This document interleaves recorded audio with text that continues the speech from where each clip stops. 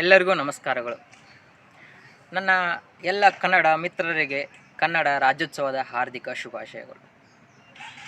ಇಂದು ನಾನು ಕನ್ನಡ ವರ್ಣಮಾಲೆಯ ವೈಶಿಷ್ಟ್ಯತೆ ಬಗ್ಗೆ ಒಂದಿಷ್ಟು ವಿಚಾರಗಳನ್ನು ತಿಳಿಸಿದ್ದೇನೆ. ಕನ್ನಡ ವರ್ಣಮಾಲೆಗಳಲ್ಲಿ ಸ್ವರಗಳು ಮತ್ತು ವ್ಯಂಜನಗಳಂತ ವಿಂಗಡಿಸಲಾಗಿದೆ. ಆ ಸ್ವರಗಳು ಮತ್ತು ವ್ಯಂಜನಗಳನ್ನು ಯಾವ ರೀತಿ ವೈಜ್ಞಾನಿಕ ಹಿನ್ನೆಲೆಯನ್ನು ಇಟ್ಕೊಂಡು ಹೇಳ್ತಾರಪ್ಪ ಅನ್ನೋದನ್ನು ಇವತ್ತು ನಾವು ಚರ್ಚಿಸೋಣ. ಮೊದಲನೇದಾಗಿ ಸ್ವರಗಳನ್ನ ನೋಡೋದಾದರೆ, ಸ್ವರಗಳನ್ನ ನಾವು ಯಾವುದೇ ಒಂದು ಎಫರ್ಟ್ಸ್ ಹಾಕಲ್ದೇ ಹೇಳ್ಬೋದು. ನಮ್ಮ ಶ್ವಾಸಕೋಶದಲ್ಲಿರ್ತಕ್ಕಂಥ ಗಾಳಿಯನ್ನು ಹೊರಗೆ ಧುಮುಕಿದ್ರೆ ಸಾಕು ನಾವು ಸ್ವರಗಳನ್ನು ಹೇಳ್ಬೋದು. ಅದ ಕಾರಣದಿಂದಲೇ ನಮ್ಮ ಮೂಕರು ಕೂಡ ಸ್ವರಗಳನ್ನು ಅತಿ ಅಚ್ಚುಕಟ್ಟಾಗಿ ಅತಿ ಸುಲಭವಾಗಿ ಹೇಳಲಿಕ್ಕೆ ಸಾಧ್ಯ ಆಗ್ತದೆ. ಇವಾಗ ವ್ಯಂಜನಗಳನ್ನ ನೋಡ್ತಾ ಹೋಗ್ಬೇಕಂತಂದ್ರೆ, ವ್ಯಂಜನಗಳಲ್ಲಿ ವರ್ಗೀಯ ವ್ಯಂಜನಗಳು ಮತ್ತು ಅವರ್ಗೀಯ ವ್ಯಂಜನಗಳಂತ ವಿಂಗಡಿಸಲಾಗಿದೆ. ವರ್ಗೀಯ ವ್ಯಂಜನಗಳು 25, ಅವರ್ಗೀಯ ವ್ಯಂಜನಗಳು 9. ಆ ಅವರ್ಗೀಯ ವ್ಯಂಜನಗಳು ಯಾವುದೇ ಒಂದು ರೂಲನ್ನು ಫಾಲೋ ಮಾಡೋದಿಲ್ಲ ಅಂತ ಅವನ್ನು ಸಪ್ರೇಟ್ ಇಡಲಾಗಿದೆ. ವರ್ಗೀಯ ವ್ಯಂಜನಗಳು ಮಾತ್ರ ಒಂದು ವೈಜ್ಞಾನಿಕ ಹಿನ್ನೆಲೆಯ ಒಂದು ರೂಲನ್ನು ಫಾಲೋ ಮಾಡ್ತಾವೆ. ಏನಪ್ಪ ಅಂತಂತಂದ್ರೆ, ಇವಾಗ ನಾವು ಕ ಗ ಗ ಹೇಳ್ಬೇಕಂತಂತಂದ್ರೆ, ನಮ್ಮ ಇಲ್ಲಿ ನಾಲಿಗೆಯಲ್ಲಿರ್ತಕ್ಕಂಥ ಈ ಗಂಟಲು ಏನೈತಲ್ಲ, ಗಂಟಲಿನ ಗಂಟೆ, ಆ ಗಂಟೆಯ ಮುಖಾಂತರ ಗಾಳಿ ಬಂದು ಇಲ್ಲಿ ಮಿಡಲ್ ಸ್ಟಾಪ್ ಆದರೆ ಮಾತ್ರ ನಾವು ಕ ಗ ಗ ಹೇಳ್ಬೋದು. ನಂತರದಲ್ಲಿ ಚ ಚ ಜ ಜಯ, ಚ ಚ ಜ ಜಯ ಹೇಳಬೇಕಪ್ಪ ಅಂತಂತಂದರೆ, ನಾವು ನಮ್ಮ ನಾಲಿಗೆಯನ್ನು ಮೇಲಿನ ಈ ಒಸಡೆಯ ಭಾಗಕ್ಕೆ ತಾಕಿದಾಗ ಮಾತ್ರ ಚ ಚ ಜ ಜಯವನ್ನು ಹೇಳ್ಬೋದು. ನಂತರದಲ್ಲಿ ಠ ಠ ಡ ಡನ, ಠ ಠ ಡ ಡನ ಉಚ್ಚರಿಸ್ಬೇಕಪ್ಪ ಅಂತಂತಂತಂದರೆ ನಮ್ಮ ನಾಲಿಗೆ ಸುರುಳಿ ಆಗಬೇಕು, ಆಮೇಲೆ ಮೇಲಿನ ಪ್ಯಾಲೆಟ್ಗೆ ಬಿಡಬೇಕು, ಆವಾಗ ಮಾತ್ರ ಠ ಠ ಡ ಡನವನ್ನು ಉಚ್ಚರಿಸ್ಬೋದು. ನಂತರದಲ್ಲಿ ತ ತ ದ ದನ, ತ ತ ದ ದನ ಉಚ್ಚರಿಸ್ಬೇಕಪ್ಪ ಅಂತಂತಂತಂದರೆ ಅದು ನಾಲಿಗೆ ಬಂದು ನಮ್ಮ ಹಲ್ಲಿಗೆ ಹೊಡಿಬೇಕು, ಅವಾಗ ಮಾತ್ರ ಥ ಥ ದ ದನ ಉಚ್ಚಾರ ಆಗ್ತದೆ.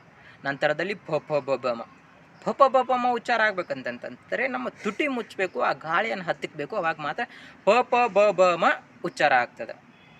ಈ ರೀತಿಯಾದ ಒಂದು ವೈಜ್ಞಾನಿಕ ಹಿನ್ನೆಲೆಯನ್ನು ನಮ್ಮ ಕನ್ನಡ ವರ್ಣಮಾಲೆ ಹೊಂದಿದೆ.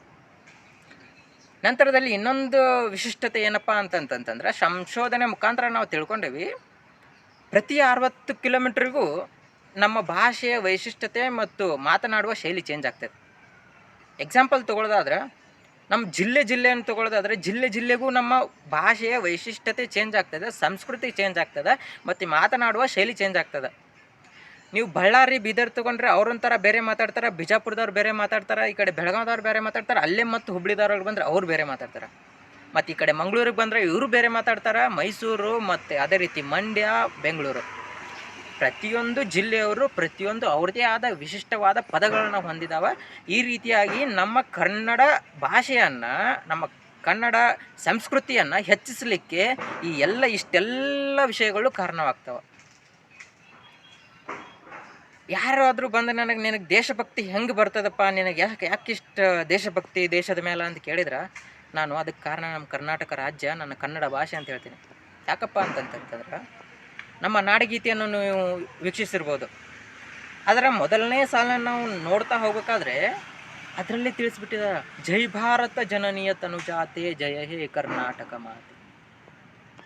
ಇದರ ಅರ್ಥ ಏನಪ್ಪ ಅಂತಂತಂದ್ರೆ, ಜೈ ಭಾರತ ಜನನೀಯ ತನುಜಾತೆ ಅಂದರೆ ಕನ್ನಡಾಂಬೆಯ ತಾಯಿ ಭಾರತ ಮಾತೆ. ಆ ಭಾರತ ಮಾತೆಗೆ ಮೊದಲು ನಾನು ಜೈಕಾರ ಹಾಕ್ತೀನಿ, ಆಮೇಲೆ ಕರ್ನಾಟಕ ಮಾತೆಗೆ, ಕನ್ನಡಾಂಬೆಗೆ ಜೈಕಾರವನ್ನು ಹಾಕಬೇಕು ಅಂತ. ಅಷ್ಟೇ ಅಲ್ಲದೆ ಕವಿ ರಾಜರತ್ನಂ ಅವರು ಏನು ಹೇಳಿದಾರಪ್ಪ ಅಂತಂತಂದ್ರೆ, ನನ್ನ ನರಕದಲ್ಲಿ ಹಾಕಿ ನಾಲ್ಗೆ ಸೀಳಿಸಿ ಬಾಯಿ ಹೊಲಿದ್ರೂ ಕೂಡ ನಾನು ಮೂಗಿನಿಂದ ಕನ್ನಡ ಮಾತಾಡ್ತೀನಿ ಅಂತ ಹೇಳಿದ್ದಾರೆ. ಅದೇ ರೀತಿ ಹಲವಾರು ಕವಿಗಳು ನಮ್ಮ ಕನ್ನಡ ಸಂಸ್ಕೃತಿಯನ್ನು ಎಷ್ಟೋ ಮುಂದೆ ತಗೊಂಡೋಗಿದ್ದಾರೆ. ಇಷ್ಟೆಲ್ಲ ಇರ್ತಕ್ಕಂಥ ಕನ್ನಡವನ್ನು ನಾವು ಉಳಿಸ್ಬೇಕು, ಬೆಳೆಸ್ಬೇಕು ಅಂತ ಮಾತಾಡ್ತಿರ್ತಾರೆ ಒಬ್ಬರು. ಯಾಕ್ರಿ ಉಳಿಸ್ಬೇಕು ನಾವು ಕನ್ನಡವನ್ನು? ಕನ್ನಡ ಯಾಕೆ ಉಳಿಸ್ಬೇಕು? ಕನ್ನಡ ತ್ಯಜಿಸಿ ಹೊಂಟಿಲ್ಲ. ಕನ್ನಡಿಗರಾಗಿ ನಾವು ಕನ್ನಡವನ್ನು ಬೆಳೆಸಬೇಕು. ಕನ್ನಡವನ್ನು ಉಳಿಸೋನ್ನ ಮಾತೇ ಬರ್ಬಾರ್ದು. ಯಾಕಪ್ಪ ಅಂತಂದರೆ, ನಾವು ಕನ್ನಡಿಗರಾಗಿ ನಮ್ಮ ಕನ್ನಡ ಭಾಷೆಯನ್ನು ಬೆಳೆಸ್ಕೊಂತ ಹೋಗಬೇಕು. ಈ ಒಂದು ನಿರ್ಧಾರವನ್ನು ನಾವು ಈ ಕನ್ನಡ ರಾಜ್ಯೋತ್ಸವಕ್ಕೆ ತಗೊಳ್ಳೋಣ. ಅನ್ಯ ಭಾಷಿಕರಿಗೆ ನಾವು ನಮ್ಮ ಭಾಷೆಯನ್ನು ಕಲಿಸೋಣ, ನಾವು ಅನ್ಯ ಭಾಷೆಯನ್ನು ಕಲಿಯೋಣ. ಅದೇ ಹೇಳಿದಾರಲ್ಲ, ಕಲಿಯೋಕ್ಕೆ ಕೋಟಿ ಭಾಷೆ, ಆಡೋಕ್ಕೆ ಒಂದೇ ಭಾಷೆ, ಕನ್ನಡ ಕನ್ನಡ ಕನ್ನಡ ಅಂತ. ಅದನ್ನೇ ನಾವು ಫಾಲೋ ಮಾಡೋಣ. ಜೊತೆಗೆ ನಮ್ಮ ಭಾರತಾಂಬೆಗೆ ನಾವು ಒಂದು ವಿಶಿಷ್ಟವಾದ ಸನ್ಮಾನವನ್ನು ಇವತ್ತು ಸಲ್ಲಿಸೋಣ. ಏನಪ್ಪ ಅಂತಂತಂದರೆ ಎಲ್ಲರೂ ಏನು ಹೇಳ್ತಾರೆ ಫಂಕ್ಷನ್ಗೆ ಹೋದಾಗ ಭಾರತ್ ಮಾತಾ ಕಿ ಜೈ, ಭಾರತ್ ಮಾತಾ ಕಿ ಜೈ ಅಂತ ಹೇಳ್ತಿರ್ತಾರೆ. ಭಾರತ್ ಮಾತಾ ಕಿ ಜೈ ಅಂದ್ರೇನು, ಕಿ ಅಂದ್ರೇನು, ಭಾರತ್ ಮಾತಾ ಕಿ ಚಿ ಅಂದ್ರೆ ನಾವು ಹಿಂದಿ ಯೂಸ್ ಮಾಡ್ದಂಗೆ ಆಯ್ತು. ಭಾರತ್ ಮಾತೆಗೆ ಜಯವಾಗಲಿ, ಭಾರತ್ ಮಾತೆಗೆ ಜಯವಾಗಲಿ ಅಂತ ಹೇಳೋಣ. ಇದನ್ನು ಹೇಳೋದ್ರಿಂದ ಏನಾಗ್ತದಪ್ಪ ಅಂತಂತಂದ್ರೆ ಭಾರತ ಮಾತೆಗೆ ಕರ್ನಾಟಕದಲ್ಲಿ ಕನ್ನಡ ನೆಲದಲ್ಲಿ ಜಯವಾಗಲಿ ಅಂತ ಘೋಷಣೆಯನ್ನು ಮಾಡಿದಂಗೆ ಆಗ್ತದೆ.